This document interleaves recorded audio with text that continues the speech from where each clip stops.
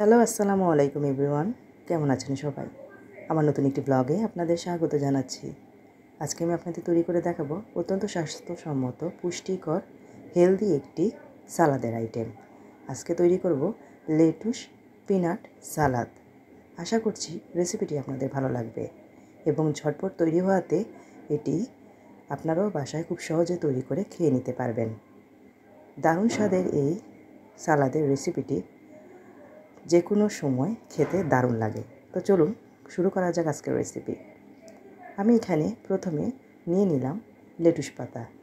এগুলোকে আমি ভালোভাবে পরিষ্কার করে এখন ধুয়ে পানি ঝরিয়ে নেব। পরিষ্কার করা হয়ে গেলে ধুয়ে পানি ঝরিয়ে নিয়েছি ভালোভাবে। শাকের আইটেমে ধুলাবালি একটু বেশিই থাকে, তাই চেষ্টা করবেন একটু পরিষ্কার করে নেওয়ার জন্য। তারপরে এগুলোকে এখন আমি সালাদের জন্য কেটে নিচ্ছি কুচি করে।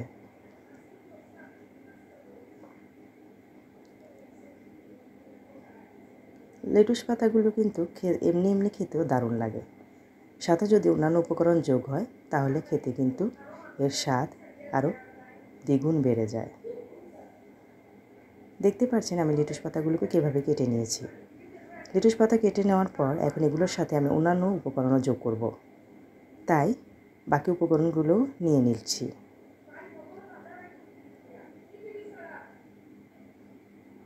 এখন নিয়ে নিলাম দুটো ক্ষীরাগুলোকে আমি ভালোভাবে পরিষ্কার করে চামড়া ছিলে এখন কুচি করে কেটে নিয়েছি। এখন লেটুস পাতাগুলোর সাথে রেখে দিয়েছি। এখন নিয়ে নিলাম বাঁধাকপির ভিতরে নরম কুচি অংশটা, 4 ভাগের 1 অংশ নিয়েছি। ভালোভাবে এগুলোকে কুচি করে কেটে নিয়েছি সালাদের উপযোগী করে। এখন আমি এগুলোর সাথে দিয়ে দিচ্ছি কমন আইটেম কাঁচামরিচ, পেঁয়াজ এবং ধনিয়া পাতা। এগুলোকে ভালোভাবে ধুয়ে পরিষ্কার করে কুচি কুচি করে এখন আমি কেটে নিচ্ছি সালাদের উপযোগী করে। সাথে দিয়ে দিচ্ছি পিনাট। তাই এখানে আমি বাদামগুলোকে ভালোভাবে ভেজে চামড়া ছিলে পরিষ্কার করে নিয়েছি এবং এগুলোকেও আধা ভাঙা করে ছুরির সাহায্যে কেটে নিয়েছি। সবগুলো উপকরণ কেটে নেওয়া হয়ে গেছে আমার। দেখতে পাচ্ছেন আমি অন্য একটি পাত্রে নিয়ে নিয়েছি। এখন সাথে যোগ করছি বাদামগুলো দিয়ে দেওয়ার পর এখন আমি সাথে দিয়ে দিচ্ছি লবণ 1/2 টেবিল চামচ পরিমাণে। পরে স্বাদ অনুযায়ী বাড়িয়ে নিতে পারবেন। দিয়ে দিলাম অলিভ অয়েল 1 টেবিল চামচ পরিমাণে। এখন ভালোভাবে সবগুলো উপকরণকে মিশিয়ে নিচ্ছি। খুব ভালোভাবে মিশিয়ে নিব যেন খেতে ভালো লাগে। সবগুলো উপকরণ ভালোভাবে মিশিয়ে নেওয়া হয়ে গেলে এখন আমি পরিবেশন পাত্রে নিয়ে নিচ্ছি।